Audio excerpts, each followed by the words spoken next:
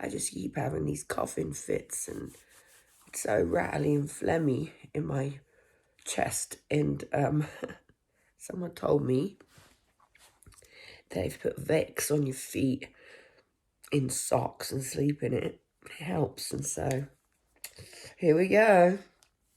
Not sure how much. I stick my finger in it. Ugh, don't like the texture. Yeah, slimy. So here's a thought. Whoever owns this place, you know, has a key to come in. I don't know if they do, you know, check up on the place. But can you imagine all that's in here is some like middle-aged woman stuff and a tripod with a flipping ring light on it. What do you suppose that might be good for in a rental that's plain as can be? Yeah, that's my plan B. Just hold that thought. I'm sure I would be excellent at something that involved a ring light. And for now, wish me luck with the old sock thing, because I do not want to keep coughing up this junk. I gotta get back to work, back to doing what I gotta do, not this laying around rubbish. Stay well, everyone.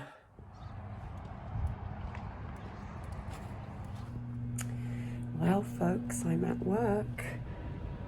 Thought I would show you a little behind the scenes of Beauty Lab.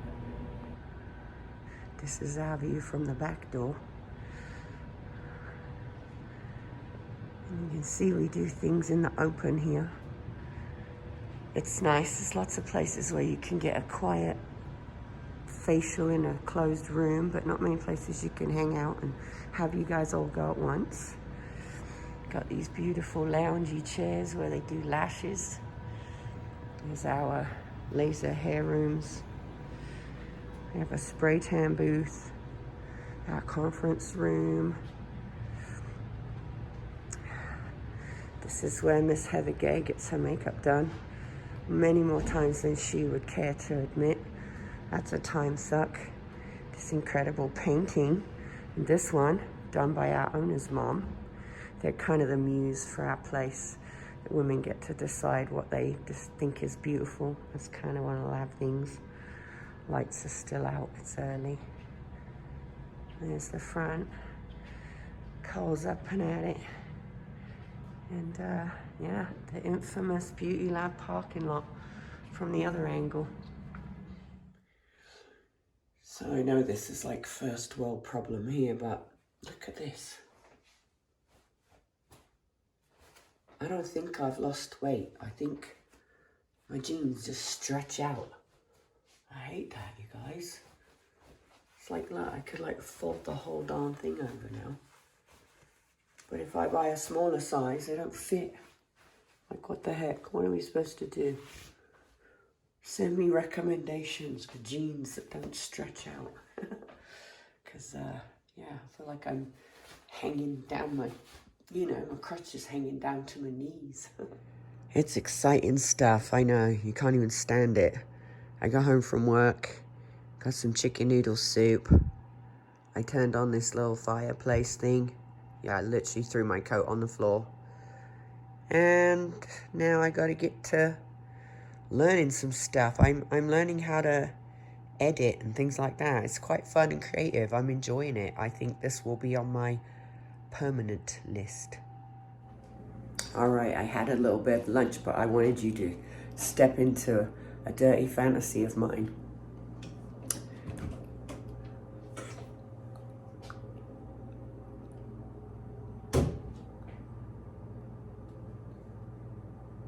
Imagine a fridge with only the things you're gonna eat in it. What would your fridge say about you? I remember watching those old school MTV cribs, and they'd like, come look in my fridge, and clearly they had emptied it and filled it with bottled water. And I'm like, my fridge looks like hell. I've got at least 15 half-opened condiment bottles. Why we don't throw them out, I'll never know. But check it, it's my freezer. Yup. It's completely empty. Except for my McDonald's ice cream cone. And I'm not a huge ice cream eater, but when you're English, come on, oh, wrong, sweet, hold on.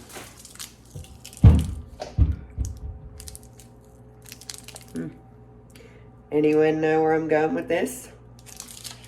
We call it a 99. So in England, from the ice cream man, you get a soft serve Mr. Whippy in a cone, and then they stick a flake in it, which is Cadbury's, this flaky chocolate. And I have found that McDonald's ice cream is the closest you'll get to a Mr. Whippy soft serve, and I get my flake. So just having a little bit of a nostalgic treat here. And you noticed I had two, because I was like, then I have one another day if I want it. But yeah, just the joy of an empty freezer and food you're gonna eat. It's just like, it's the weirdest little things that you fantasize when you've shared your house with many people for a long, long time. 3 days ago. Taking a break, watching a show on Netflix. He wasn't feeling well. Look at me, I moved to the other couch for a change of scenery. Actually, it's been 2 weeks. It's like day 14, I suppose. I don't know what day it is, but it's Wednesday, so it's the day I got the key to this place. I thought I'd go through some of my things I've learned so far about myself. Just every day I just write down random things, but first thing I said was the bathroom light mirror is really good. I like how I look in that. Not so much in any other light, but in that one I don't mind. I realised I walk around a lot. I could live in a much less space, like easily half where I am, which is good because I could probably only afford much less space. But I've realised that time moves really fast. There's not enough hours in the day. I feel like I've wasted so many, and that's kind of scary to me. I love freedom. I love not having to check in all the time. Just being focused on what I need, and it's such a strange and awesome feeling. I love it. I can actually feel my ADHD. Like, I actually notice now when my brain is going crazy. I just realized I have a hard time eating because it's time consuming. And I remember Kevin Hart saying that same thing.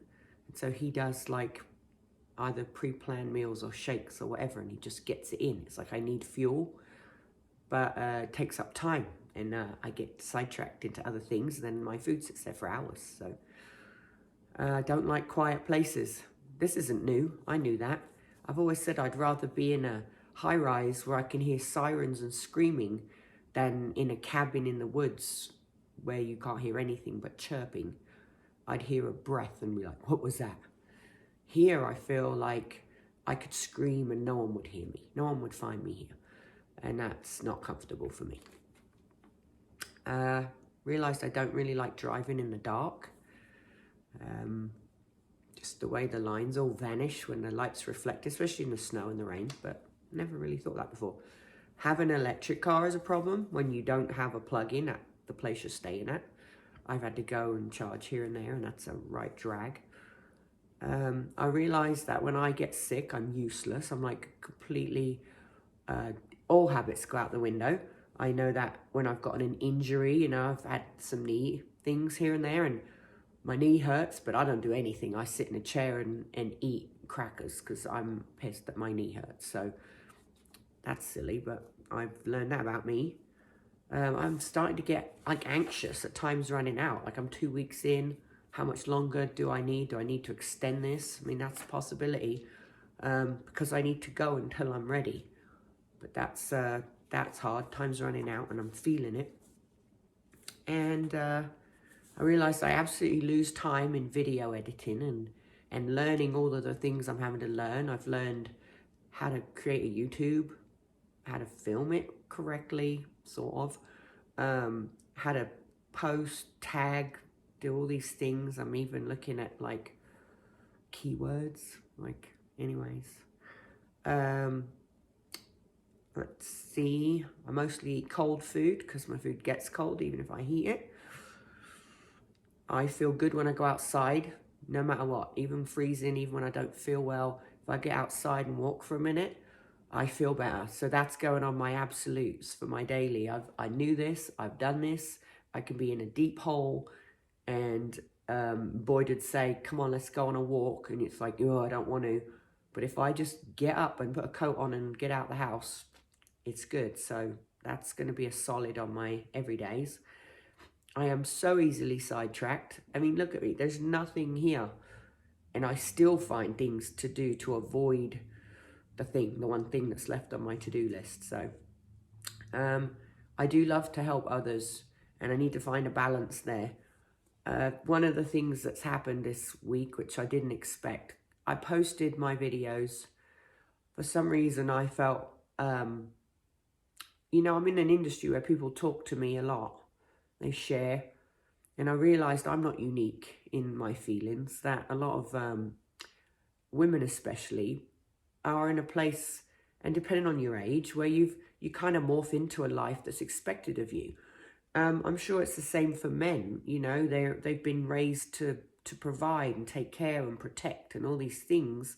And if you feel like, well, I don't really fit that mold, or I'm not doing a great job at it, then you start to, you know, wonder, like, is this really what I'm great at? Actually, I would have loved to have been a master sewer. I've heard that. You know who you are. You said it to me. And so I thought I'd share my journey because I am very transparent. I'm not ashamed to show me with no filter, the good, the bad, and all of it. And my Boyd, my baby, he's like a confident enough in himself guy that he's also just really cheering for me. And, you know, I'll talk on that a little bit, because he said that, you know, trying to respect my space and staying away when I really need it. All right, technical difficulty. I am running out of battery and I don't have extension cords. So now I'm stuck up against the wall to keep the light on. But where I was going was, I am lucky enough to have a husband who is confident in himself and so dedicated to us and to me having the best experience that I need so that I can thrive. But the first thing that happened was in the first few days of him being completely alone and trying to respect that this was hard, but we were doing it. And so not having the same daily contacts and just constant checking in. And with that, he was given the space to look at, well, what's he going to do? What's he going to do for this month and in the future? And the reality hit him that he's actually not too much different than me, that he has spent the last 2 to 3 decades taking care of everyone, that dad absolutely wasn't allowed to be broken. He had to be the strong one. He had to be the one that made us feel like we were all going to be okay. But the traumas are real for him too. And that's stuff that he's dealing with. But the thing that we realized with time apart was that neither of us was pursuing any of our personal loves. And not only were we not pursuing, but we didn't even know what they are. He's like, I don't even know what I like to do anymore. And so with that free time and freedom, he started to explore the creative side of him, the engineer brain that he has, the kid that would build a computer out of parts in the garage he found from his grandpa's when he's 9 years old. Like that guy came back. The guy that was building special effects for out in New York at 20 years old, like that guy is coming back. And so it felt a little, it's scary on both sides. You know, what if his new world doesn't involve me? And what if my new world doesn't involve him? And we're certainly not trying to head down that path. I feel, you know, we feel that we are one another's soulmate. I have no doubt in that. But can we thrive in our own pursuits equally? That's the need. And so it's actually been really freeing for him as well. Something I learned, this is the last thing, I posted, you know, I'm behind, so I'm posting a few days behind. And so you'll see I've kind of learned, as I learn to video edit, I'll change the direction of camera and that kind of thing. But I put it out there. I shared. I wanted to be transparent and say, hey, I don't have it figured out. I'm like in the bottom of the pit, and I'm gonna figure it out. And why don't you ride along with me? In my industry, you know, I see a lot of people every day. We all chit chat. I mentioned that. And so I thought, well, maybe if I can, you know, share what I'm doing, maybe there's someone else out there that needs the courage to do it. Because often we do just need someone to say, you know, it's okay, it worked out, you know, things are great. My husband and I are better than ever, we're thriving. And I say a lot, I'm really sorry, that's terrible. But I'm also talking to myself, and I'm not used to that. What I didn't expect was for people to actually see it, to watch it, to reach out to me. Are you okay, Nat? I'm getting messages like, I love you, you've impacted me, I hope you're okay. Because I think we've all been touched by people who aren't okay, and we wish we'd known sooner, all right? And I just believe, you know, everyone's got a little bit of not okay that we're working through. So I'm being transparent. The other thing I've noticed is a lot of, especially men, are you single? Are you splitting up? Are you divorcing? No, I'm not. Not even trying to go out at night. I absolutely love my man. I'll be loyal to him until he... No, I'm not single. I don't consider myself separated, and I'm not looking for a divorce. Just to clear that up. The other thing is that people are sharing with me their relatability, their stories, the journeys they've gone through, the hard things they've done, and how they have come out the other side, or they're working on it. It's so encouraging. And I love receiving the messages. I see them, I read them.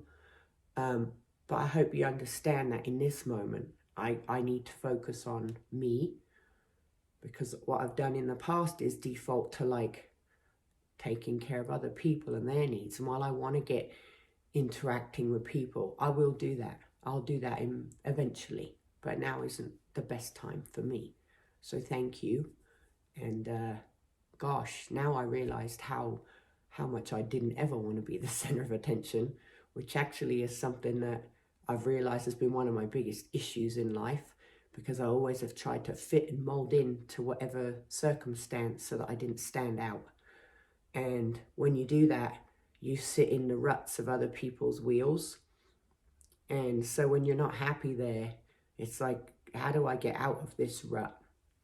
And so that's where I'm going. So I wanted to kind of share with you, as I've learned all these things, that I do feel like this going in a positive direction. I have had some negative moments, either around my lack of F's to give, if you like, because I don't feel well.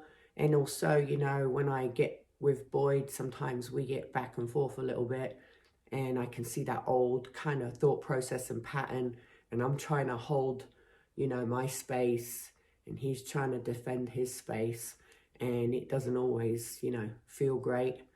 But the fact is we expect it. We know it's going to be hard, and so we default to like, we love each other. None of this is meant to hurt the other person at all. If we do, we're sorry, we're learning, we're going to do better. And that's been kind of like my motto as I've gone through therapy, and I look back and you can see all the things you did wrong as a mom, all the things you didn't do, the things your kids needed that you didn't give them, the pressure that you put on them, all the things. And you have to say, I'm sorry, I did the best I could at the time with what I knew and understood. And now that I know better, I will do better. And that's kind of all anybody wants from you, right? Is to say, I'll do better. I'm trying. Stay with me. I'm trying. And so that's kind of like the end of my message after 2 weeks of being in this dark hole of a dungeon. My other observance, I need a top floor apartment or a house with floor to ceiling windows. I have got to see life outside of my room.